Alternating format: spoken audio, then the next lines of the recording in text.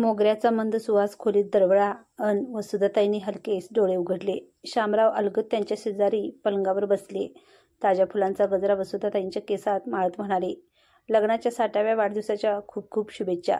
तुम्हालाही खूप शुभेच्छा. विश्वास बसत नाही, 60 वर्ष झाली बघता बघता. हो ना, तुझ्या साथीत जीवनप्रवासाला 60 वर्षापूर्वी सुरुवात केली होती. तू होतीस म्हणून माझा संसार सुखाचा झाला. पुरे झालं माझं कौतुक. तुम्ही साथीला होतात म्हणून जमलं सगळं. आज अभिही हवा होता बरोबर. खूप आठवण येते हो त्याची. केला होता ना त्याला फोन तुझ्यासमोर. वेळ नाही म्हणतो. मागच्या 2 वर्षात त्याला वेळ झाला नाही, तर आत्ता काय येतोय तो, असं म्हणून शामरावांनी सुस्कारा सोडला. अहो, असतील त्याला खरंच कामे. आपलं काय ठरलंय? आजचा दिवस आनंदात घालवायचा. आपण आहोत ना एकमेकांजवळ, हेच पुरे आहे मला.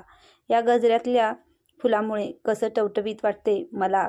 इतक्या वर्षात गजरा आणायचा नेम बाकी चुकला नाही तुमचा. या सुंदर फुलासारखंच सुगंध भरला तुम्ही माझ्या आयुष्यात. सगळं भरून पावलं. कसलीच इच्छा उरली नाही आता. फक्त एकच चिंता सतावते. माझ्यानंतर कोण आहे हो तुम्हाला? कोण सोबत करेल तुम्हाला या घरात? अवघड असलं तरी जमवून घ्यावे लागेल तुम्हाला. अगं, काय हे अभद्र बोलते आजच्या या मंगल दिवशी. आत्ताच तर तू म्हणाली आपण हे क्षण आनंदाने घालवायचे. चल, मी स्वयंपाकाला लागतो. तुझ्या आवडीचा बेत करूया आपण. राधाबाईंना सुट्टी दिले. आज मीच सगळं करणार तुझ्यासाठी. वसुधाताईंनी शामरावकडे बघून एक मंद स्मित केले. डोळ्यात आपल्या पतीविषयी इतकं प्रेम दाटून आलं की ते डोळ्यांच्या कडावरून झरझर वाहू लागलं. शामरावांनी ते पाणी हलकेच टिपलं. वसुधाताईंना आधार देत त्यांना डायनिंग टेबलच्या खुर्चीवर बसवले. आता तू मला इथून ऑर्डर दे, मी करतो सगळं. हो, पण गप्पा थांबायला नको. तू बोलत राहा. मग बघ माझा हात कसा भरभर चालतो तो. वसुधाताई शामरावाकडे कौतुकाने पाहत होत्या. या वयातही शामरावांचा उत्साह एखाद्या तरुणाला लाजवेल असा होता. मुळातच त्यांना रुबाबदार व्यक्तिमत्व लाभलं होतं. उंच पुरे गोऱ्या वर्णाचे शामराव व्यायाम व माफक समतोल आहारामुळे अजूनही भारदस्त दिसत असत. वसुधाताईंना कॅन्सरसारख्या दुर्धर आजाराने ग्रासल्यापासून तर घराची सर्व जबाबदारी त्यांच्यावर येऊन पडली होती. स्वयंपाकाला आणि वरच्या कामाला राधाबाई होत्या, पण वसुधाताईंचे सर्व तेच करत. त्यांचा दवाखाना, औषधे इतकेच काय, पण त्यांची आवड निवडही ते जपत. त्यांना आनंदी ठेवण्यासाठी जे जे जमेल ते सर्व काही ते करत. खरं तर त्यांनाही ब्लड प्रेशरचा त्रास होता, पण ते नेहमी त्याच्याकडे दुर्लक्ष करत. मग वसुधाताई त्यांना रागावून म्हणत, किती करता हो तुम्ही माझ्यासाठी? स्वतःकडे पण लक्ष द्यायला नको का? मीच तुमची सेवा करायला पाहिजे होती, पण मी अशी अंथरुणाला खिळले आणि अगं मी केले काय अन तू केले काय? एकच नाही का? आपण घेतोय ना एकमेकांची काळजी. बासुंदीच्या सुमधुर सुवासाने वसुधाताईंची विचार मालिका तुटली. शामरावांनी मस्त असा बासुंदी पुरीचा बेत केला होता. सोबत बटाट्याची भाजीही होती, अगदी वसुधाताईंना आवडेल अशी. त्यांनी ते सर्व टेबलवर व्यवस्थित मांडले. वसुधाताईंना डोळे बंद करायला सांगितले. वसुधाताईंनी डोळे उघडताच त्यांच्यासमोर होता एक सुंदर केक आणि जोडीला त्यांचा आवडीचा परफ्यूम. सरप्राईज आवडलं का तुला? त्यांना तर काय बोलावे हे सुचतच नव्हते. खरंच खूप भाग्यवान आहे मी. किती मनापासून करता तुम्ही माझ्यासाठी हे सर्व. कसे आभार मानू मी तुमचे? आभार तर मी मानले पाहिजे तुझे. लग्न होऊन आली तेव्हा घर माणसांनी नुसते भरलेले होते. तुझी काहीच हौसमौज मला करता आली नाही ना. आपण कुठे फिरायला जाऊ शकलो. एक एक जबाबदाऱ्या पार पडेपर्यंत अभि मोठा झाला. मग त्याच्या शिक्षणाचा खर्च. नंतर हे घर बांधले. तुला वेळच देऊ शकलो नाही. तरीही तू कधी तक्रार केली नाहीस. प्रत्येक क्षणी माझी सावली सारखी साथ दिली. असं काय म्हणताय तुम्ही? मला जे हवं होतं ते सर्व तुम्ही दिले. रिटायर्ड झाल्यापासून आपण कितीतरी फिरलो ना. मी फिरू शकत होते तोपर्यंत तुम्ही मला सर्व ठिकाणी फिरवून आणले. माझ्या आवडीची सारी खरेदी करून झाली. मला आता काही नको. फक्त हवी तुमची साथ शेवटपर्यंत. दोघांनी अशाच खूप गप्पा मारल्या. दुपारची विश्रांती झाल्यावर ते त्यांच्या आवडत्या आणि त्यांनी आवडीने जोपासलेल्या बागेत चहा घेत बसले. वसुधाताईंनी आज खूप दिवसांनी चहा बनवला होता, आलं वेलची घालून. अगदी शामरावांना आवडतो तसा कडक. दोघेही आज खूप आनंदी होते. तरीही वसुधाताईंचे मन अजूनही अभिकडेच ओढ घेत होते. त्यांना आज त्यांची खूप आठवण येत होती.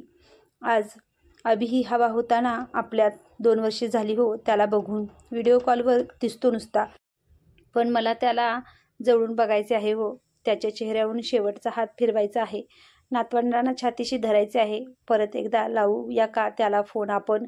तुला किती वेळा सांगितले ग मी, अशी सारखी त्याची आठवण काढत रडत जाऊ नकोस. 2 वर्षापासून कितीतरी वेळा आपण फोन केले त्याला. दरवेळी एकच उत्तर, वेळ नाही, नंतर येईन. खरं तर आपल्या लग्नाचा हा वाढदिवस मला सगळ्यांना बोलावून साजरा करायचा होता. तुझी सगळ्या नातेवाईकांशी, मित्रमंडळीशी भेट घडवून आणायची होती. पण आपलाच मुलगा येऊ शकत नाही तर बाकीच्यांना कसं बोलवावं? काय म्हणतील ते? सगळा बेत रहित करावा लागला. वसुधाताईंना खूप वाईट वाटत होते. खरंच अभि इतका बदलला का? लहानपणी आईशिवाय त्याला जराही करमायचे नाही. चांगला कॉलेजला जाईपर्यंत त्यांच्याजवळच तो झोपायचा. मी तुला सोडून कुठं कुठं जाणार नाही असं म्हणायचा. त्याचे हे वागणं खोटं होतं का? कोणत्या अडचणीत तर नसेल ना माझं बाळ? त्यांनी ही शंका शामरावांजवळ बोलून दाखवली. अडचण कसली त्याला? आणि आपल्याला नव्हत्या का अनंत अडचणी? त्याचा प्रत्येक हट्ट आपण पुरवला. अगदी परदेशी पाठवण्याची आपली ऐपत नसतानाही आपण त्याला पाठवले. तू तर तुझे दागिनेही मोडले त्याच्यासाठी. आपण काय करायचं बाकी ठेवलं? आठव वसुधा, अभि 4 वर्षाचा होता. माझी बदली तेव्हा कोकणातल्या गावी होती. अभिला खूप ताप भरला. तिथल्या डॉक्टरांचा काही इलाज चालेना. श्वास घ्यायलाही त्रास होत होता त्याला. न्यूमोनिया झाल्याचं कळलं. डॉक्टरांनी तर अशाच सोडली होती. आपण रात्रीतून त्याला मुंबईला हलवलं. हातात पैसे नाही, कुणाची ओळख नाही. 15 दिवस आपण त्या दवाखान्याच्या पायऱ्यावर राहिलो. त्याच्यासाठी प्रार्थना केल्या, पण हिंमत सोडली नाही. माझ्या साहेबांनी पैसे पाठवले. डॉक्टरांनी शर्थीचे प्रयत्न केले आणि तो वाचला. अडचणी काय असतात हे आपण अनुभवलं आहे.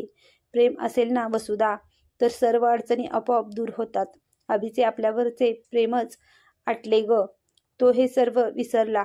माझे जाऊ दे, पण तुझ्यासाठी तरी त्याने यायला हवे होते ना. पैसे पाठवून देतो फक्त. अरे आम्हाला तू हवा आहेस, तुझे पैसे नकोत. इतके बोलतानाच शामरावांना दरदरून घाम फुटला. त्यांना हात पाय गळून गेल्यासारखे झाले. जणू अंगातले त्राणच निघून गेले. वरवर आनंदी असणाऱ्या शामरावांच्या आतले दुःख आज अखेर बाहेर आले. वसुधाताईंसमोर ते असं कधी बोलत नसत, पण आज त्यांचा सगळा मुखवटा गळून पडला. एक प्रेमळ पण अगतिक बाप आज व्यक्त होत होता. आता त्यांना धीर देण्याची जबाबदारी वसुधाताईंची होती. लग्नाचा वाढदिवस आहे ना आपला आज. माझ्याकडे पण एक सरप्राईज आहे. मी आपल्या खोलीत आपल्या लग्नाचा अल्बम काढून ठेवलाय.